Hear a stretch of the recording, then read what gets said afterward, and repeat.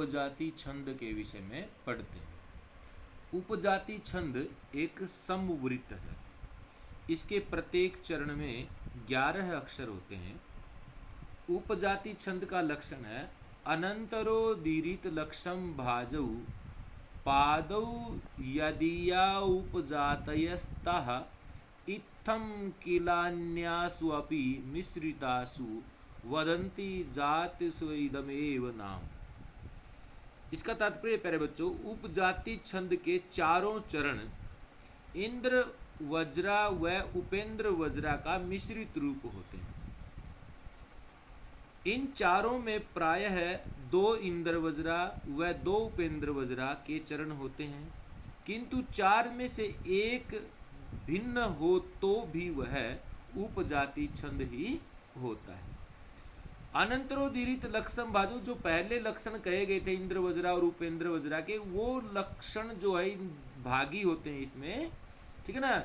इसके दोनों चरणों में अथवा कि दो चरणों में अथवा एक किसी भी एक चरण में जो है वो इंद्र वज्रा अथवा उपेंद्र वज्रा के लक्षण घटित होते हैं। इसी आधार पर इसके प्यारे बच्चों उपजाति के 14 भेद हो जाते हैं।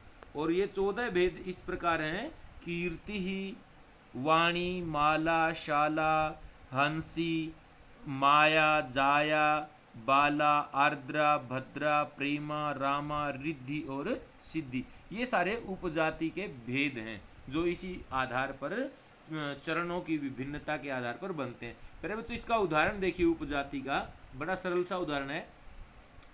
येषाम न विद्या न तपो न दानम ज्ञानम न शीलम न गुणो न धर्मः ते मृत्युलोके भुवि भारभूताः मनुष्य रूपेण मृगाश्चरन्ति।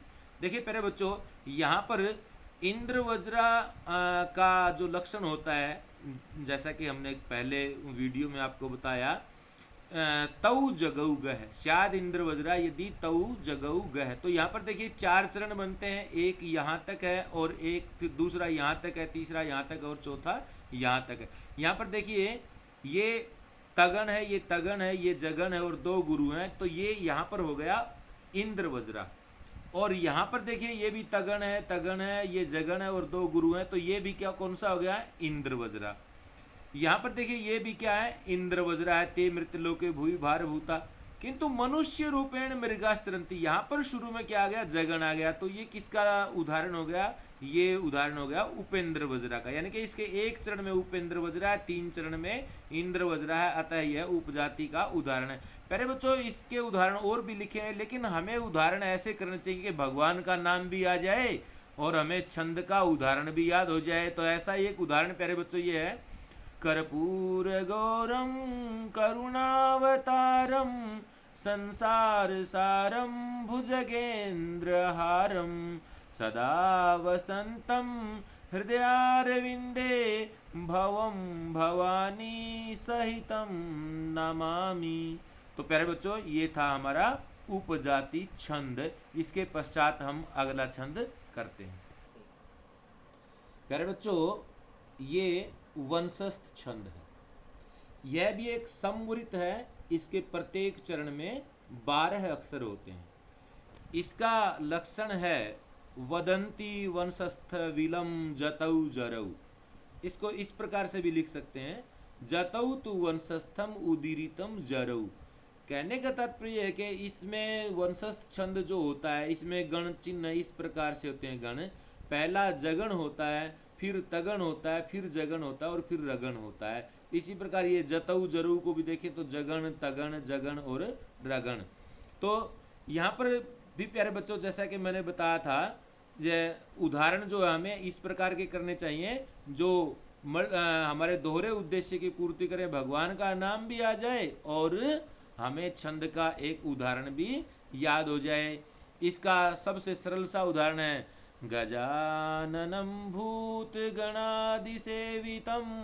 कपितजम्बुफलचारुभक्षणं उमासुतं शोकविनाशकारकं नमामि विघ्नेश्वर पादपंकजम। प्यारे बच्चों देखिए यहाँ पर एक उदाहरण और भी है। भवंती नम्रास्तरवः फलोदगमयी नवाम्बुभि भूरि विलंबिनो घनः अनुधत्तः सत्पुरुषः समृद्धिभिः स्वभाव एवैष परोपकारिणाम। तो प्यारे बच्चों, ये भी और ये भी दोनों ही इसके वंशज छंद के उदाहरण है। एक और भी बीच में लिखा हुआ है, तथा समक्षम दहता मनोभवम पिनाकिना भगन मनोरथा सती निनिंद रूपम हृदयेन पार्वती प्रियेषु सौभाग्य फला ही चारुता। ये भी वंशज छंद का उदाहरण है। आपको जो भी इसमें सरल लगता है आप उसको कर सकते हैं। गण चिन्ह इस प्रकार होंगे। देखिए भवंती में ये लघु है, वह गुरु हो गया क्योंकि इसके आगे संयुक्त अक्षर है, ये लघु है। नम्रा स्तर्व में देखिए न लघु था लेकिन आगे संयुक्त अक्षर है इसलिए न गुरु हो गया। नम्रा में आ है, ये गुरु है, और ये तय जो है ये लघु है। फिर र लघु है, वह विसर्ग होने के कारण गुरु हो गया। फ लघु है, और फिर ल को ओ की मात्रा तो ये गुरु हो गया। और उसके बाद ग है, लघु है। मई विसर्ग भी है और वैसे भी गुरु है, जो गुरु का निशान आ जाएगा। न लघु है, वा जो है वो गुरु है। फिर बू है, वो लघु है। भी ही पीछे विसर्ग है इसलिए गुरु हो गया। भय में दीर्घ हुआ इसलिए गुरु है। री जो है वो लघु हो गया। वी लघु है। ल गुरु है क्योंकि आगे संयुक्त अक्षर है। बी लघु है। नो गुरु है, और ये घ लघु है, और ये नाहा ये गुरु है। तो इस प्रकार देखिए गण चिन्ह ये हो गए। शुरू में जगन है, फिर तगन है, फिर जगन है, फिर देखिए ये फिर जो है वो रगन आ गया, और फिर ये जगन है, फिर तगन है, फिर जगन है, और फिर रगन है। तो जतऊ जरऊ, ठीक है ना। वह जतऊ तु वंशस्थम उदृतम जरऊ, इस प्रकार से यहाँ पर यही क्रम बनता है। जगन तगन जगन और रगन, तो ये जो है तीनों ही वंशस्थ छंद के उत्तम उदाहरण है। प्यारे बच्चों अगला छंद करते हैं। प्यारे बच्चों ये है वसंत तिल का छंद। यह समवृत है। इसके प्रत्येक चरण में 14 अक्षर होते हैं। इसका लक्षण है उक्ता वसंत तिल का तब जा जगऊ गह, यानी कि इसके जो गण होते हैं वो इस प्रकार होते हैं। शुरू में तगण होता है, फिर भगण होता है, फिर जगण होता है, फिर जगण होता है, और अंत में 2 गुरु होते हैं। तो प्यारे बच्चों इसका उदाहरण है सरल सा। जाड्यम धियो हरति सिंचति वाचि सत्यम मानोन्नतिम दिशति पापम अपाकरोति चेतः प्रसादयति दिक्षु तनोति कीर्तिम सत्संगति कथय किम न करोति पुंसाम। और ये सत्संगति के बारे में बताया गया है कि जो सत्संगति है वह बुद्धि की जड़ता को हरती है, वाणी में सत्य का संचार करती है, मान और उन्नति को बढ़ाती है, पाप को दूर करती है, चित्त को प्रसन्न करती है, दिशाओं में यश को फैलाती है। सत्संगति कहो पुरुषों के लिए क्या नहीं करती, अर्थात सब कुछ करती है। तो प्यारे बच्चों यहाँ पर देखिए जाड्यम ये गुरु है, और यहाँ पर यह के ऊपर अनुस्वार इसलिए ये गुरु है। ये लघु है, ये गुरु है, ये लघु है, ये लघु है, ये लघु है, और ये गुरु है, ये फिर लघु है, ये लघु है, और ये गुरु है, ये लघु है, ये गुरु है क्योंकि आगे संयुक्त अक्षर है, ये भी गुरु है। तो ये देखिए क्योंकि आगे फिर अनुस्वार है। तो ये देखिए प्यारे बच्चों ये तगन हो गया, और ये भगन हो गया, और फिर ये जो है जगन हो गया, और उसके बाद फिर जगन हो गया, और अंत में 2 गुरु हैं। इस प्रकार से यह वसंत तिल का छंद का उत्तम उदाहरण है।